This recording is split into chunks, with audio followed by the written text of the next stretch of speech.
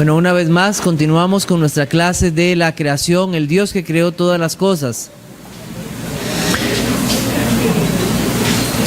Esta clase llegará hasta el próximo domingo. Solo tenemos una clase más debido a que durante este tiempo dos clases fueron aprovechadas para dar otros temas. Entonces, casi que tendremos que correr al final un poco. Porque nos van a hacer falta 2 clases todavía. Algunos han hecho algunas preguntas. Si usted tiene preguntas, puede hacérmelas por escrito, acercarse a mí. Yo con mucho gusto voy a tratar de responderlas. Hoy vamos a ver algunas cosas importantes ya del día 6 y estaremos la próxima semana terminando con las aplicaciones a todo esto de la creación. Entonces, entramos a Génesis capítulo 1, versículos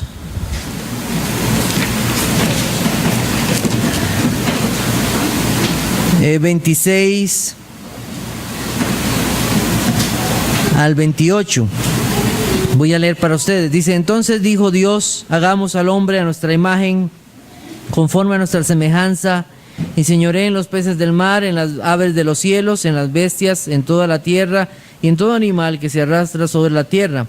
Y creó Dios al hombre a su imagen, a imagen de Dios lo creó, varón y hembra los creó. Y los bendijo Dios y les dijo: fructificad y multiplicaos, llenad la tierra y sojuzgadla, y señoread en los peces del mar, en las aves de los cielos, y en todas las bestias que se mueven sobre la tierra. Aquí tenemos entonces lo último que Dios ha hecho en la creación, que es el hombre. Y cuando habla del hombre, habla de la humanidad. No habla solamente del hombre en el sentido del varón, sino también de la mujer. Y aquí tenemos un Dios personal. La Biblia nos dice que Él dice: hagamos al hombre. Eso está en el versículo 26. En todos los demás versos que nosotros tenemos anteriores a este, en la creación, en los diferentes días, la Biblia nos dice frases como haya, o igualmente Dios dijo, pero haya. Pero aquí tenemos una forma personal, dice hagamos. O sea, Dios está involucrado en toda su creación, desde el ser más diminuto, las cosas visibles e invisibles. Pero no ha habido una frase como esta en todo el resto de la creación. Lo pueden ver, dice hagamos, y no solamente, y como lo vamos a ver, se refiere a la Trinidad, sino en un aspecto totalmente personal e involucrado con el ser humano en su creación. Nosotros recordamos que de esta humanidad, de esta raza humana, Dios haría un pueblo. De ese pueblo que es su iglesia, Él sacaría a esa esposa para Cristo.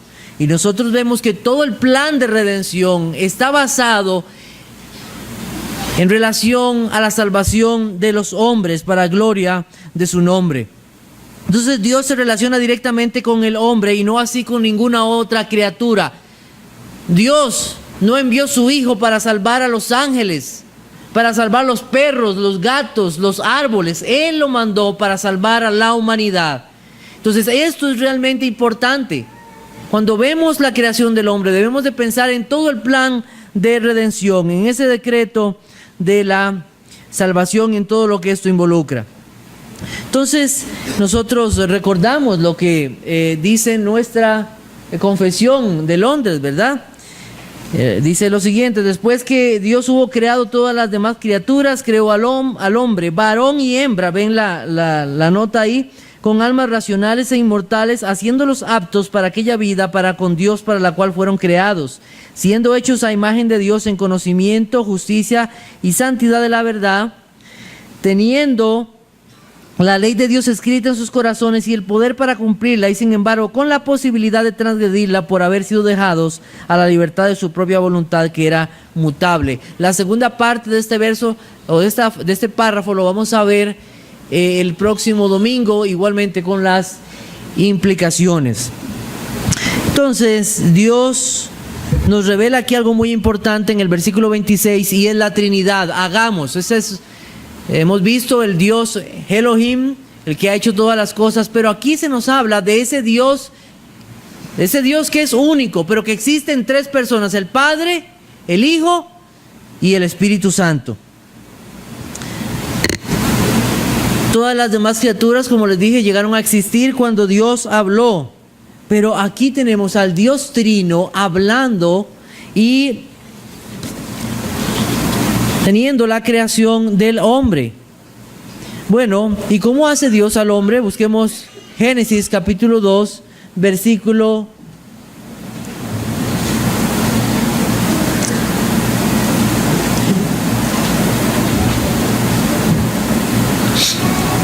Vamos a ver. Un poquito más adelante, en capítulo 2, dice versículo 7. El capítulo 2 de Génesis no es algo aparte de Génesis 1, es una ampliación. Y nos explica cómo Dios creó al hombre y a la mujer. Capítulo 2, versículo 7. Entonces Jehová Dios formó al hombre del polvo de la tierra y sopló en su nariz aliento de vida, y fue el hombre un ser viviente. ¿De dónde tomó Dios los materiales para hacer el hombre? Del polvo. Y eso nos recuerda a dónde volvemos, ¿verdad? Volvemos al polvo. Somos hechos de material de esta tierra que Dios lo hizo. Y básicamente no somos diferentes en nuestra constitución de las demás criaturas. Porque Dios lo usó de todas las demás, de toda la materia, que todo lo que Él hizo.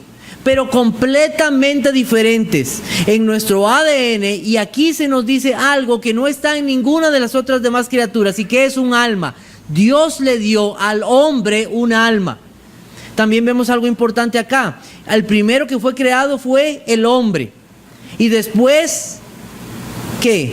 La mujer, como nos dice en el versículo 21. Entonces Jehová Dios hizo caer sueño profundo sobre Adán, y mientras éste dormía, tomó una de sus costillas y cerró la carne en su lugar.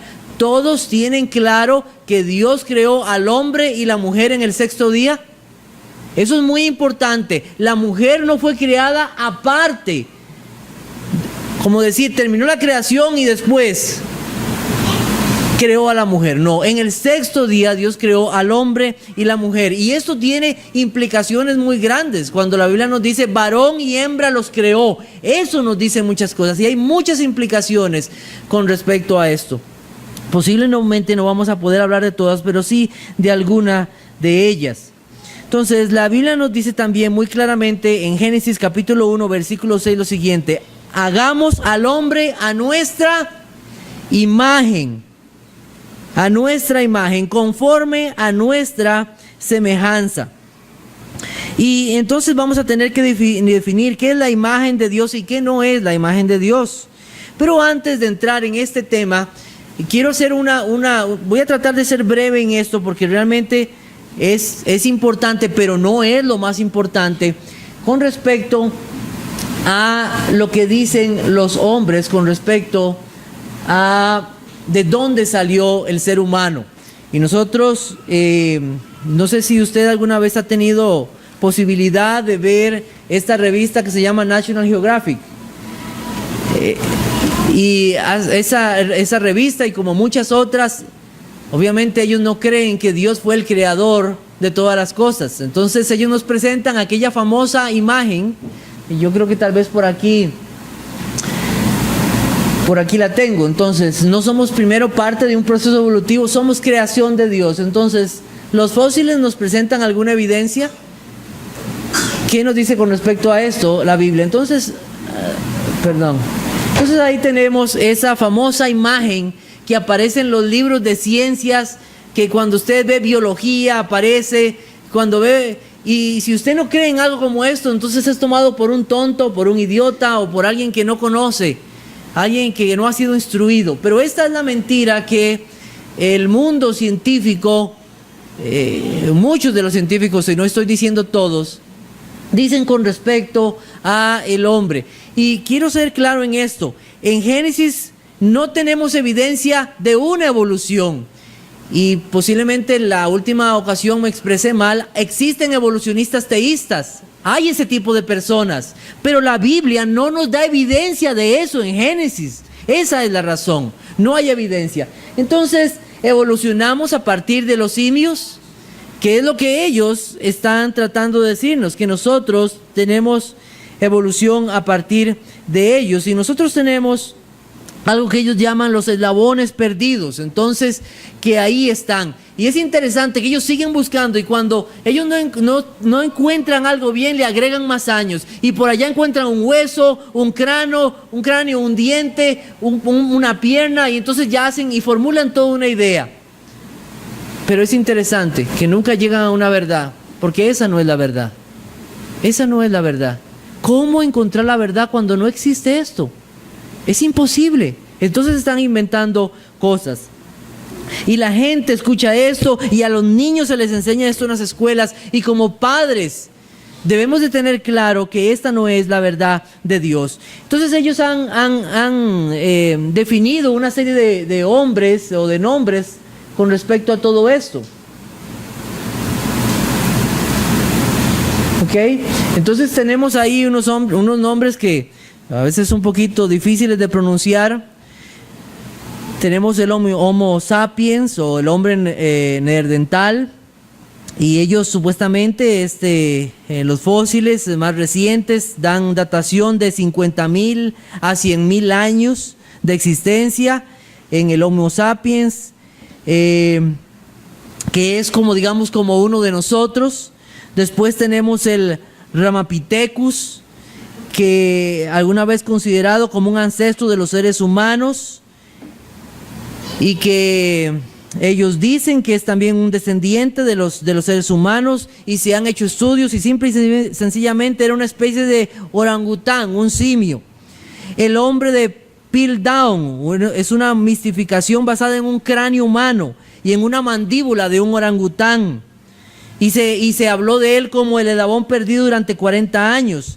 El hombre de Nebraska, basado en un solo diente, y el diente era de un cerdo. Después se encontró que era eso, no era de una persona. Después tenemos el hombre de Java, llamado el Homo erectus. Después el hombre de Pekín, representado como una especie de hombre mono. Y tenemos también los hombres, o los nombres más actuales que tenemos ahora, de los cuales se habla mucho. Este es el Australopithecus. Y usted dice, ¿qué cosas y qué nombres más raros? Pues así. Dice, hay varias especies de estos que han sido proclamados en ocasiones como ancestros humanos, popularmente conocido como el fósil de Lucy. ¿Qué es eso, el fósil de Lucy? Yo no sé si alguna vez ha escuchado algo de eso. Fue un simio que fue encontrado, y le pusieron el nombre de Lucy, una hembra, y dijeron que eso era uno de los ancestros más viejos del hombre. Y después hicieron análisis, hicieron estudios más profundos, y se dieron cuenta que definitivamente no correspondía a un ser humano. No podía ser jamás descendiente. Hicieron estudios en el oído interno, y se parece totalmente a un simio, y nada en relación con el oído del ser humano. Entonces ha habido una serie de mentiras y cosas que ellos han apiñado y han puesto juntas para tratar de decir que descendemos de los simios. Otro es el Homo habilis o habilis.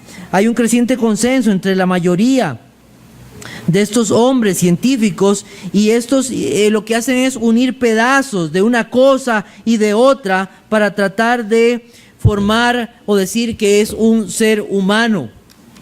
Así también tenemos el Homo erectus, y cuando ya llegan al Homo erectus dicen que ya ese es el hombre, el hombre que es así. Bueno, ahí tienen a Lucy como un mono, no sé si se puede ver.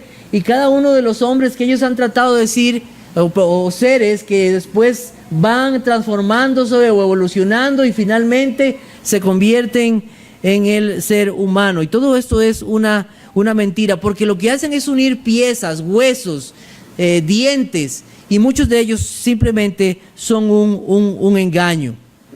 Conclusión de todo lo que yo he leído, porque no puedo profundizar porque es muchísimo material. De todo lo que yo he leído hay una conclusión, y es la siguiente: no hay evidencia fósil de que el hombre es producto de la evolución. Los eslabones perdidos siguen estando perdidos simplemente porque no existen. No hay. La Biblia declara: entonces Jehová Dios formó al hombre del polvo de la tierra y sopló en su nariz aliento de vida y fue un ser viviente. Nosotros no somos producto de la evolución, sino somos creación de Dios. No somos producto de la evolución. Dios no creó un hombre simio. Entonces, ¿qué es lo que hacen los evolucionistas? Entonces ellos hacen estas cosas. Ellos combinan huesos fosilizados de simios y de humanos y luego afirman que los dos son un hombre simio, individual y verdadero.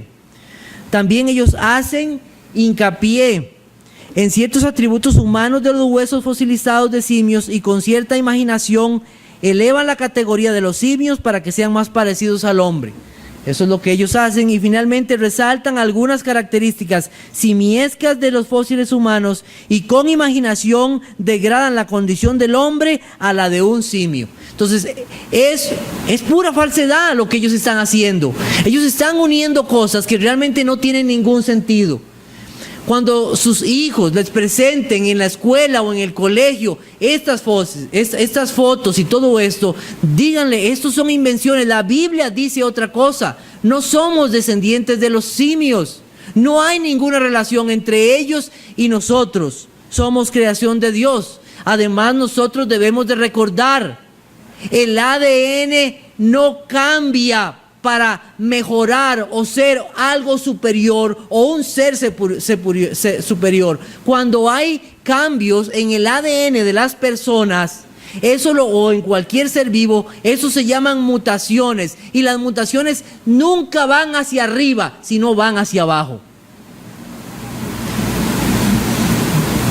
Hay personas que le cortan la cola a los perros, ¿usted sabía? Y eso ha pasado por años y años y años. Si usted deja a ese perro ser lo que es, ¿sabe lo que va a pasar? A ese perro le va a volver a crecer la cola. Porque aunque usted trate de hacer cambios, el ADN está ahí y le va a indicar qué es lo que tiene que ser. Entonces no hay cambios en este tipo de cosas. Primera de Corintios 15:39. Vamos a buscar Primera de Corintios 15:39.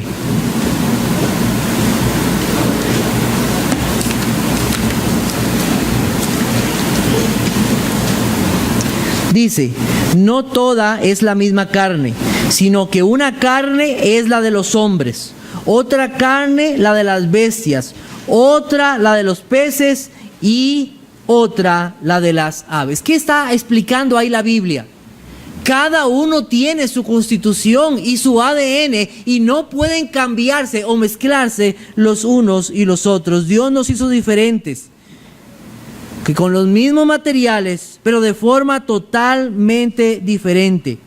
Y Adán y Eva no eran alguna especie de ser humano como se pone en las fábulas y en las películas, que es un cavernícola que...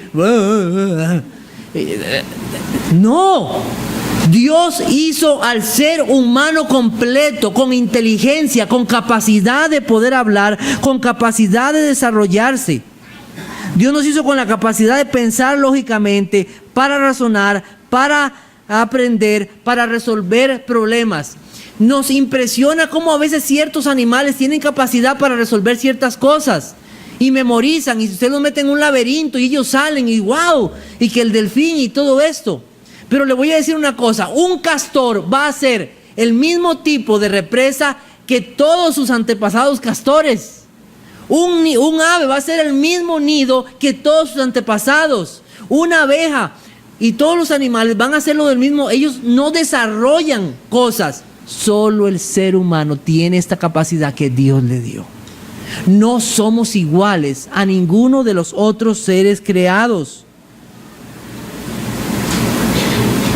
Adán tenía la capacidad de comunicarse. ¿Sabe que existen más de 5,000 idiomas o dialectos en el mundo? Y el hombre es capaz de memorizar muchos y de aprender muchos idiomas y de expresarlos. Obviamente nosotros sabemos que esto sucedió en Babel y cómo Dios hizo todo esto con las lenguas. Pero Él puso esa capacidad. Los animales no tienen esa capacidad. Dios le dio inteligencia a Adán. Él puso nombre a todos los animales, cual hoy los tenemos. Le puso nombre a su esposa. Él señoreó sobre las aves, los peces y todas las cosas. Esto porque Dios así lo determinó. El hombre no es igual que cualquiera de las otras criaturas. Hebreos capítulo 2, versículo 7.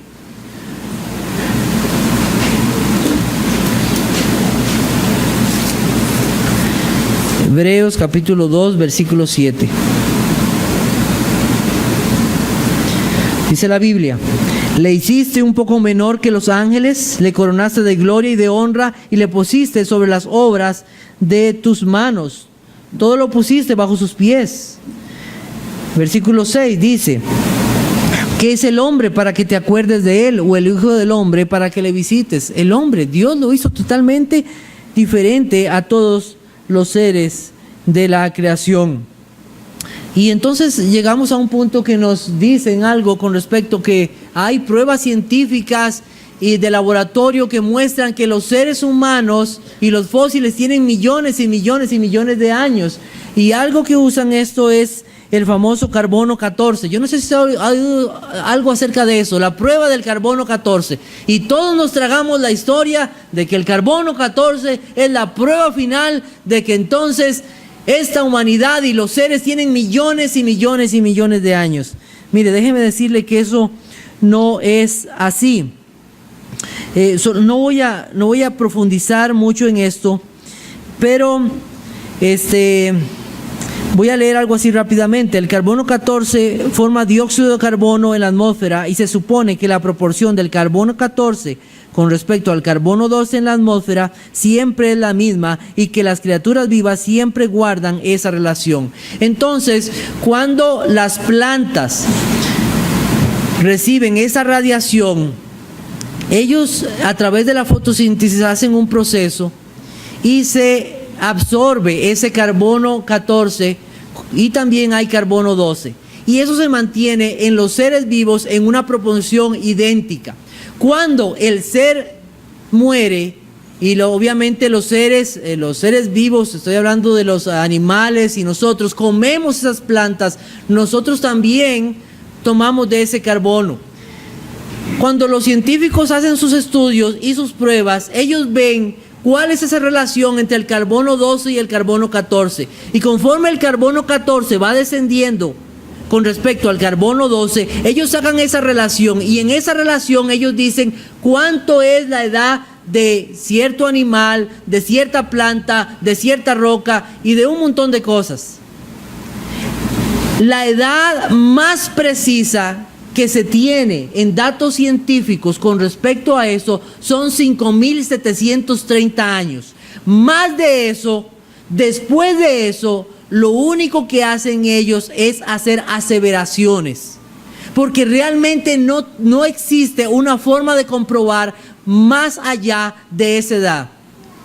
Como cristianos y la mayoría de cristianos, nosotros creemos a través de la Biblia y especialmente por las genealogías y otros datos que esta tierra, que desde la creación hasta el día de hoy hay más o menos unos 6.000 años. Por ahí anda la edad, más o menos. 5.730 años estaría bien, pero como ellos ya no pueden ir más allá de eso, entonces ellos comienzan a hacer cálculos basados en ¿qué? En su teoría de la evolución. Entonces comienzan esos millones de años, esos miles de millones de años a hacer su teoría y con eso ellos sacan esos datos. Entonces, ¿qué no pueden asegurar ellos? ¿Por qué es falso aseverar esos millones y millones de años? Porque no pueden asegurar la cantidad de radiación cósmica inicial. No pueden asegurar que la concentración de radiocarbono en el dióxido de carbono en la atmósfera se haya mantenido constante. No pueden asegurar que la materia muerta inorgánica no haya sufrido ninguna alteración con respecto al contenido de carbono por alguna actividad biológica. No pueden asegurar que el ritmo de la desintegración del carbono sea constante. No pueden asegurar que el ritmo de formación y separación del radiocarbono haya estado en equilibrio. Entonces, todo esto ellos no lo pueden hacer. No pueden asegurar ninguna de estas cosas. Y lo más increíble es que cuando ellos toman un hueso y lo analizan, una de las cosas que más les preocupa a ellos es cómo el ambiente y donde fue encontrado afectó ese hueso. No saben cómo y hasta dónde pudo haber afectado. Nosotros sabemos por la Biblia que este planeta fue afectado por un gran cataclismo. ¿Y cuál fue ese cataclismo después de la creación? El diluvio. Eso afectó enormemente los niveles de dióxido de carbono de todo lo que estaba en esta tierra. Por eso es que ellos no entienden que las cosas parecen viejas, pero realmente no lo son, sino que todo fue afectado por lo que Dios mandó a esta tierra.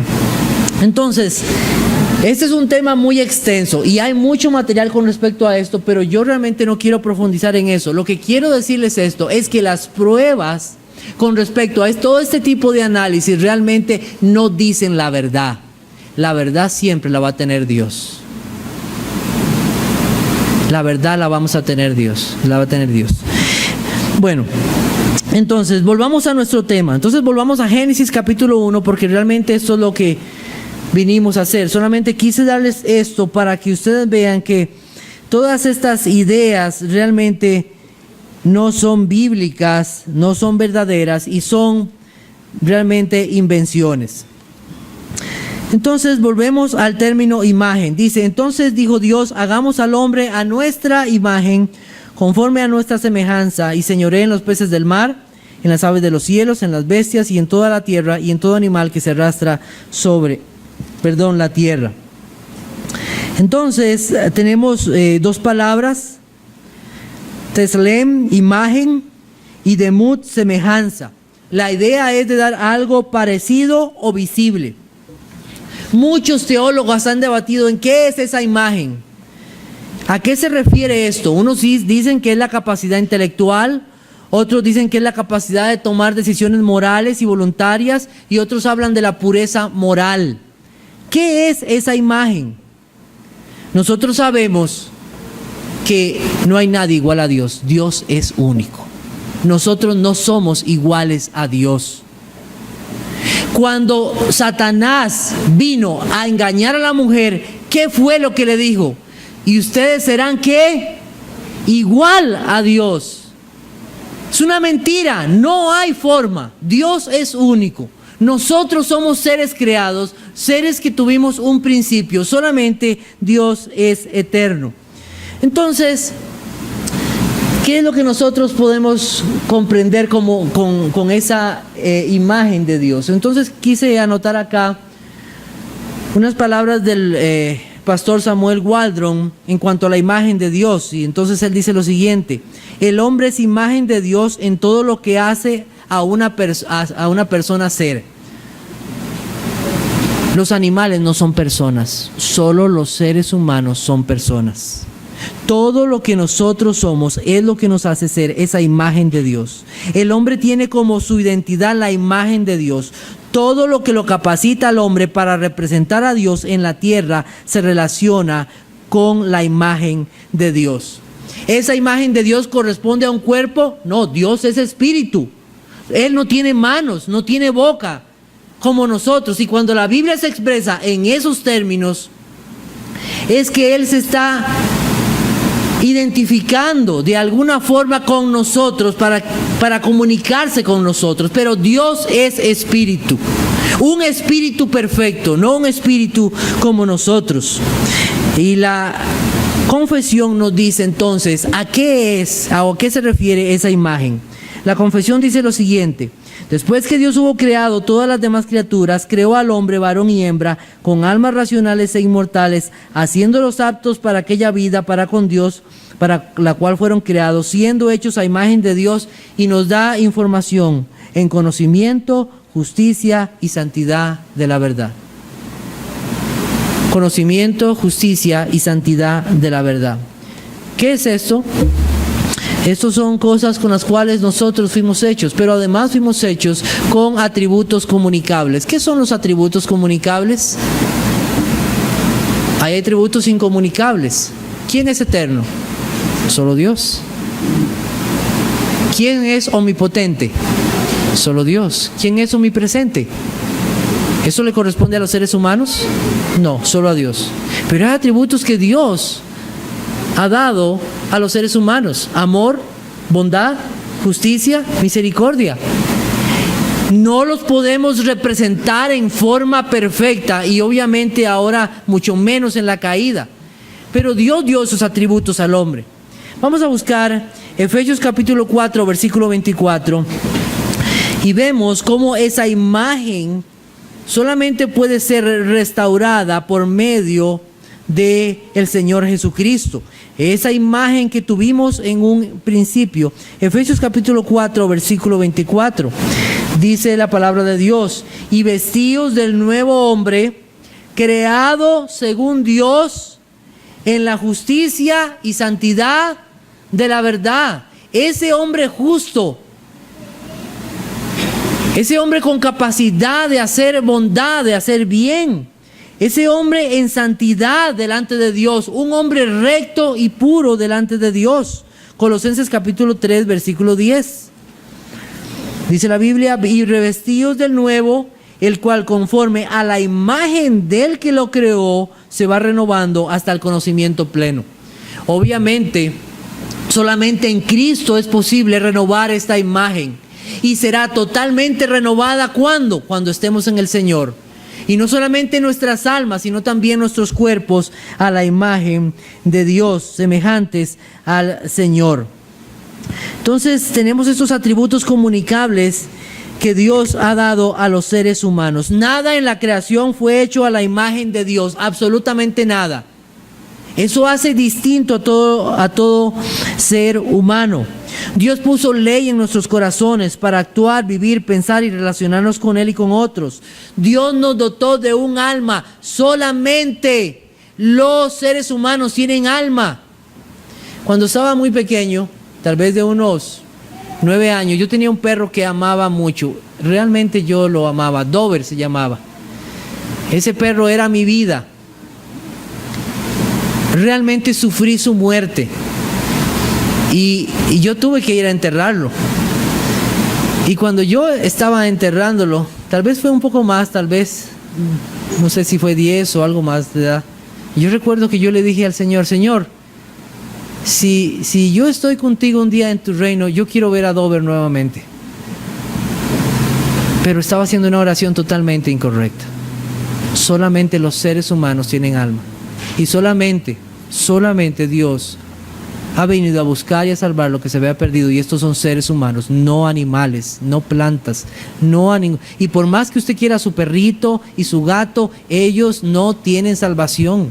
Solamente los seres humanos, y ellos tienen un alma que Dios les ha dado. Tenemos entonces de parte de Dios un alma y un cuerpo. Esta imagen de Dios debe representar lo que Dios es en esta tierra, señoreando, sojuzgando, mostrando la bondad de Dios en todo su ser, mostrando su justicia, mostrando su conocimiento. Ese era el sentido de la imagen de Dios.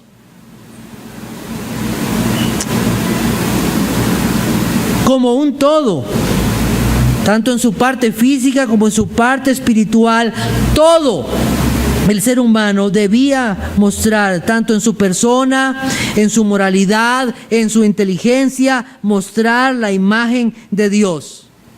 Pero entonces tuvimos un terrible problema. ¿Cuál fue? El pecado que entró al mundo. Y entonces esta imagen de Dios totalmente fue corrompida por el pecado. Y realmente ahora solo hay uno, que es la imagen perfecta de Dios. Ustedes saben que el primer mandamiento nos habla de esto: no te harás imagen ni ninguna semejanza, ¿verdad?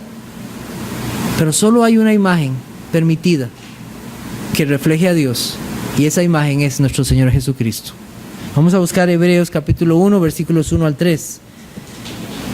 Hebreos capítulo 1, versículos 1 al 3. Dice: Dios, habiendo hablado muchas veces y de muchas maneras en otro tiempo a los padres por los profetas, en estos postreros días nos ha hablado por el Hijo, a quien constituyó heredero de todo y por quien asimismo hizo el universo, el cual, siendo el resplandor de su gloria y la imagen misma de su sustancia, y quien sustenta todas las cosas con la palabra de su poder, habiendo efectuado la purificación de nuestros cuerpos, por medio de sí mismo se ha sentado a la diestra de la majestad de las alturas. Entonces, solamente el Señor Jesucristo. Y en este momento, ¿tiene el hombre algo de esa imagen de Dios a pesar de haber pecado?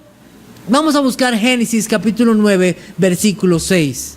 Génesis capítulo 9, versículo 6. En Génesis capítulo 9, versículo 6, nosotros ya tenemos que el hombre ha pecado. El hombre ha caído, ha sido sacado del huerto del Edén. Ha habido muerte también. Y en Génesis capítulo 9, versículo 6 dice lo siguiente: el que derramare sangre de hombre, por el hombre su sangre será derramada, porque a imagen de Dios es hecho el hombre. ¿Continúa el hombre siendo imagen de Dios? Sí, pero una imagen corrompida y caída. ¿Y sabían que Dios nos va a pedir cuenta de esto? Ustedes han visto cuando una persona es enviada a otro país para representar su país, un embajador. ¿Y qué pasa con ese embajador cuando ese embajador no representa bien a su país? ¿Qué le pasa? Lo sacan inmediatamente. ¿Por qué? Porque no ha representado a su país, ni los intereses, ni nada de ese país. Nosotros, después de la caída, no representamos a Dios como debe ser, y daremos cuenta cada uno de nosotros. La próxima semana nosotros vamos a hablar de la historicidad de Adán y la importancia de ello para nosotros. Pero el hombre hoy es una imagen de Dios, una réplica muy inexacta, y debemos de pensar en cómo el pecado afectó todo esto. Quiero leer de Wayne Grudem en su tratado de doctrina bíblica sobre esto. Dice lo siguiente: sin embargo, debemos recordar que incluso el hombre caído y pecador tiene el estatus de ser imagen de Dios. Todo ser humano, por estropeada que tenga la imagen de Dios por el pecado, la enfermedad, la debilidad, la edad o cualquier otra discapacidad, con todo tiene el estatus de ser imagen de Dios, y por consiguiente se le debe tratar con la dignidad y respeto que se le debe al portador de la imagen de Dios. Esto tiene profundas implicaciones en nuestra conducta hacia otros. Quiere decir que las personas de todas las razas merecen igual dignidad y derechos. Quiere decir que los ancianos, los enfermos graves, los retardados mentales y los niños antes de nacer merecen plena protección y honor como seres humanos. Si alguna vez negamos nuestro estatus único en la creación como los únicos portadores de la imagen de Dios, pronto empezaremos a despreciar el valor de la vida humana. Tenderemos a ver a los humanos como una forma de animal apenas un poco más alta y empezaremos a tratarlos como tales. También perderemos mucho nuestro sentido del significado en la vida. ¿Entienden lo importante que es este concepto de la imagen de Dios? Los que quieren apoyar la eutanasia, los abortos, los que tratan con otras personas como esclavos, o sea, todo lo que tiene que ver esto con la imagen de Dios, cómo tratamos a las otras personas. Recuerdo que cuando le hablaba a los niños acerca de esto, les decía: cuando usted trata a su compañerito de idiota, de estúpido, cuando le dice orejas largas de burro, o le dice toda esta cosa, porque los niños son bien crueles, y nosotros muchas veces fuimos muy crueles con muchos de nuestros amigos y compañeros, y vamos a dar cuenta a Dios de eso si no nos arrepentimos. Estábamos ofendiendo a la imagen de Dios. Cuando aquel niño tenía un retraso mental o algo, o le faltaba una pierna o un pie, y nos burlábamos de ellos. Nos estábamos burlando de la imagen de Dios. Esto es serio. Y si Dios hizo una persona ciega o sorda o muda, aún conserva la imagen de Dios. Esto es realmente importante y debe hacernos pensar en la forma en cómo nos tratamos los unos a los otros. Pero además de esto, Dios dio al hombre un alma racional e inmortal. Y aquí nosotros debemos de hacer algo, o quiero hacer una pequeña aclaración con respecto a esto. Bueno, ahí tenía un poco de eso y lo que ya hemos visto. Podemos buscar Romanos capítulo 8, versículo 29. Romanos capítulo 8, versículo 29 y afirmar algo de lo que hemos visto acá. Romanos capítulo 8, versículo 29.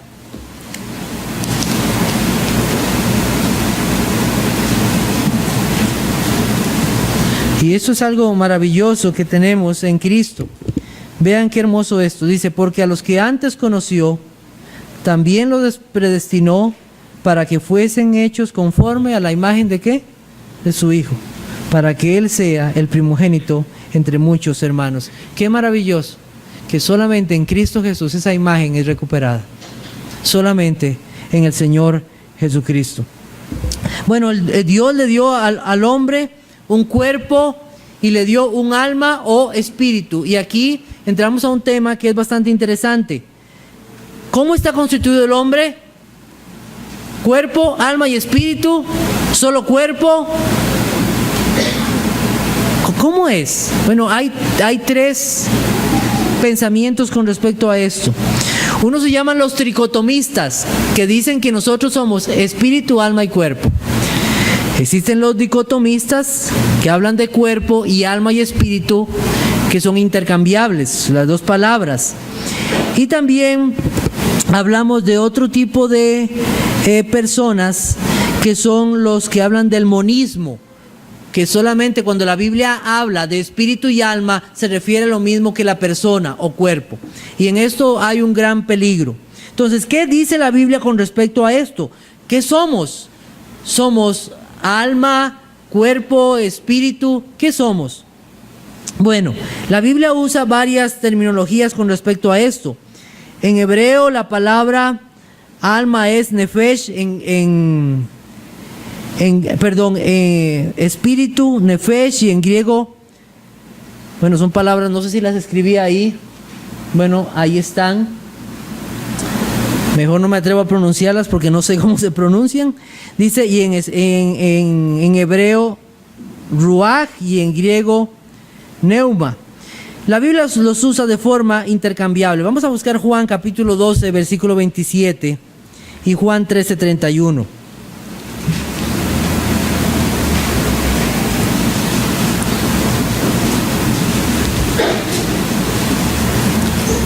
Juan capítulo 12, versículo 27.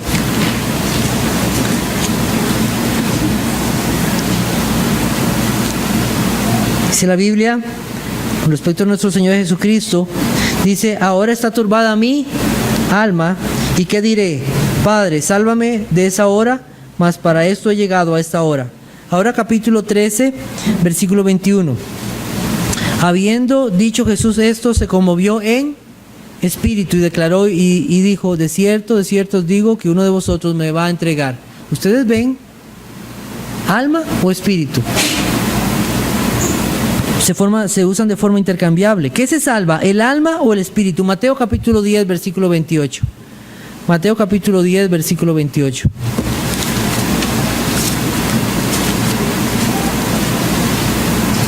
Dice, y no temáis a los que matan el cuerpo, mas el alma no pueden matar. Temed más bien a aquel que puede destruir el alma y el cuerpo en el infierno. Es Dios quien tiene este poder. Primera de Corintios capítulo 5, versículo 5.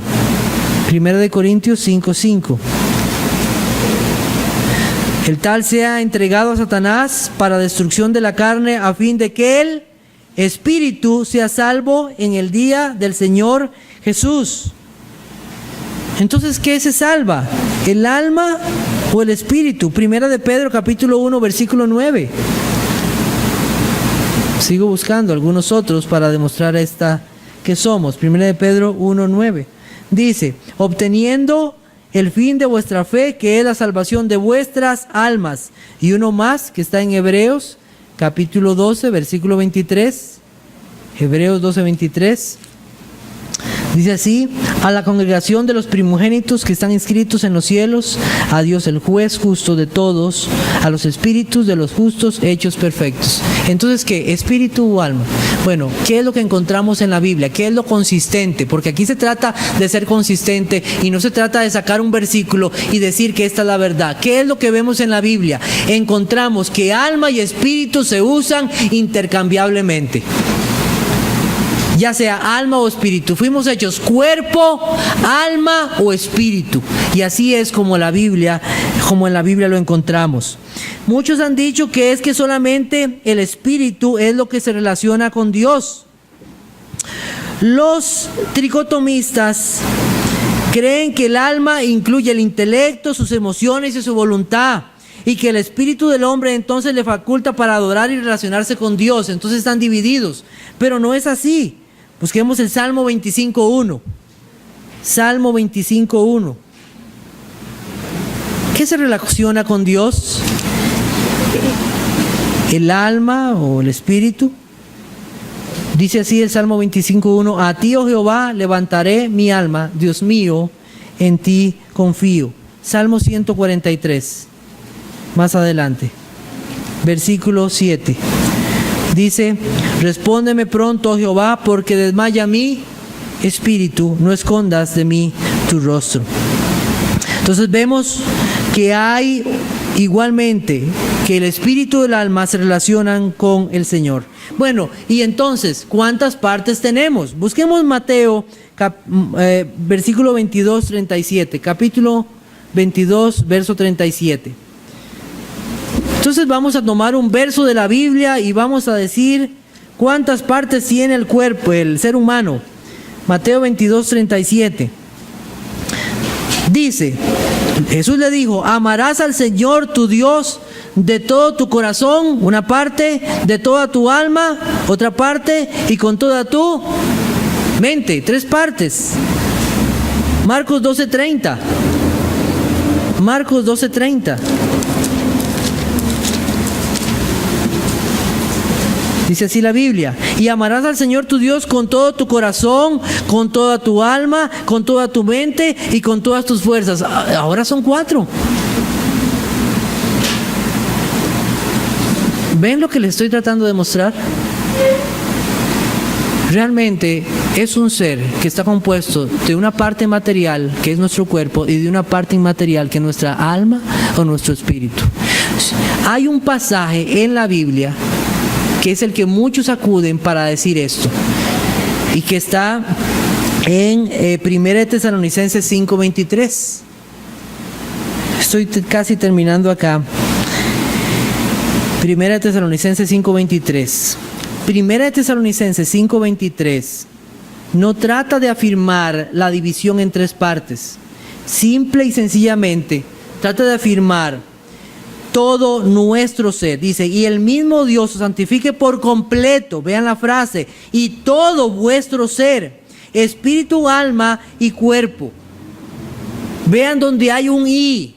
Ese espíritu y alma es una misma cosa, y es algo que se usaba en la antigüedad para reafirmar algo. Un paralelismo se llama esto, para reafirmar una misma cosa. Y realmente aquí lo más importante en este verso que Pablo está afirmando es que muchos en ese tiempo creían que el cuerpo no era importante, porque el cuerpo era pecaminoso, el alma era lo que era espiritual y bueno.